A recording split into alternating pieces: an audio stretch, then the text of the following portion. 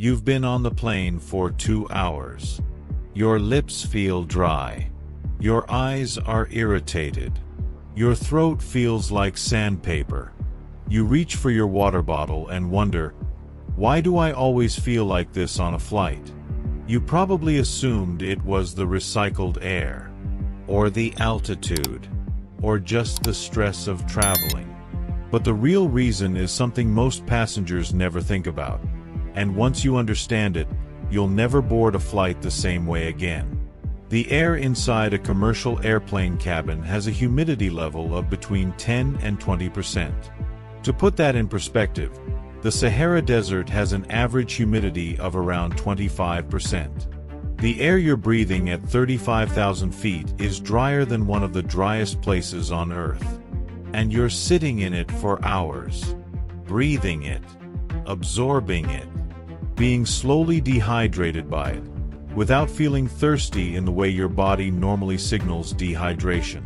That's what makes it so easy to miss. So why is the air so dry in the first place? The answer starts outside the plane, at 35,000 feet, where the outside air is pulled in to pressurize and ventilate the cabin. At that altitude, the atmosphere contains almost no moisture at all. The air is extraordinarily thin, cold, and dry, completely unlike the air at ground level. When that air is compressed and pumped into the cabin, it warms up, but it doesn't gain any moisture. The humidity stays near zero. Airlines mix this ultra-dry outside air with recirculated cabin air to reach the 10 to 20% humidity passengers experience. That mixing is actually an improvement over the raw outside air, but it's still dramatically lower than the 40 to 60% humidity your body is used to indoors. And here's why airlines don't simply add moisture to the air. Water and metal don't coexist well, especially under the stress of pressurization and depressurization that a fuselage experiences on every single flight.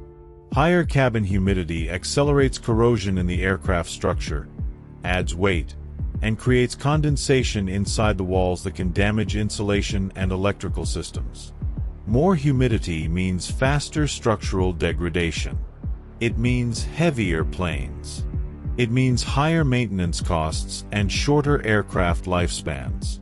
So airlines made a calculated decision decades ago: keep the air dry, protect the aircraft, and let passengers deal with the consequences. Most passengers deal with those consequences without ever understanding what's causing them. Now let's talk about what that dry air is actually doing to your body, because it goes much further than chapped lips. Your respiratory system is the first to feel it. The mucous membranes lining your nose, throat, and lungs depend on moisture to function properly.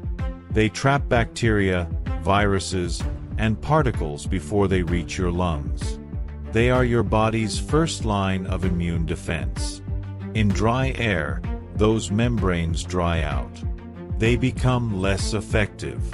Microscopic cracks form in the tissue, creating entry points for pathogens that would normally be filtered out. This is one of the reasons people frequently get sick after long flights, not because of the recycled air itself, but because the extreme dryness compromises the immune barriers that protect your respiratory system for hours at a time. Your eyes are next. The tear film that protects your cornea evaporates faster in low humidity. Contact lens wearers feel this acutely. Lenses that are comfortable on the ground become painful and blurry within an hour of flight.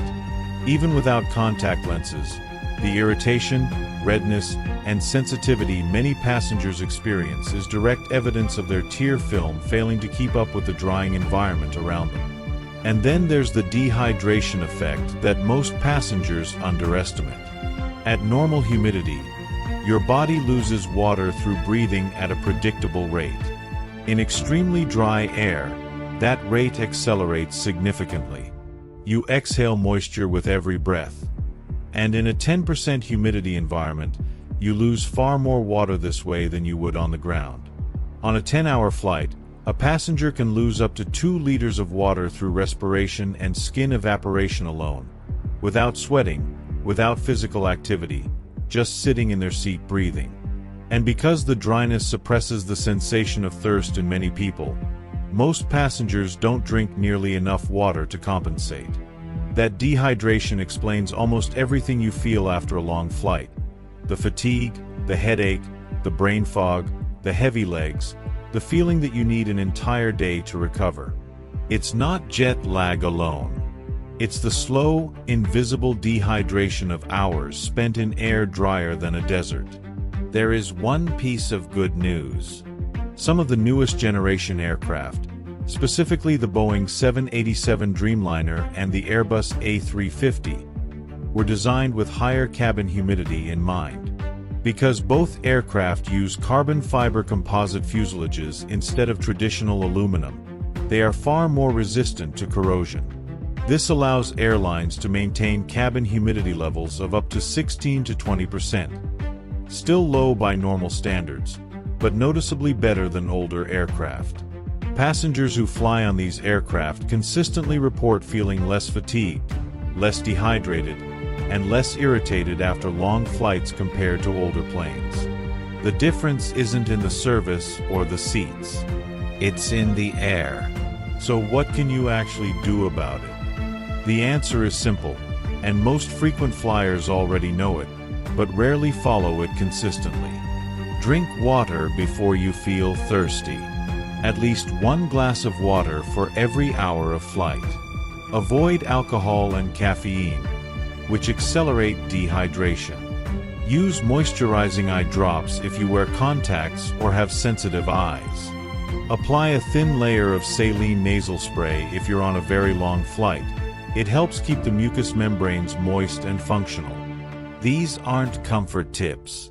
They are direct countermeasures against a documented physiological effect that happens to every single person on every single commercial flight, whether they notice it or not. The next time you board a flight and feel that familiar dryness setting in, you'll know exactly what's happening. The air around you contains less moisture than the Sahara Desert. Your immune barriers are slowly drying out. Your body is losing water faster than it's telling you. And the reason it was designed this way has nothing to do with your comfort, and everything to do with keeping the aircraft flying for decades.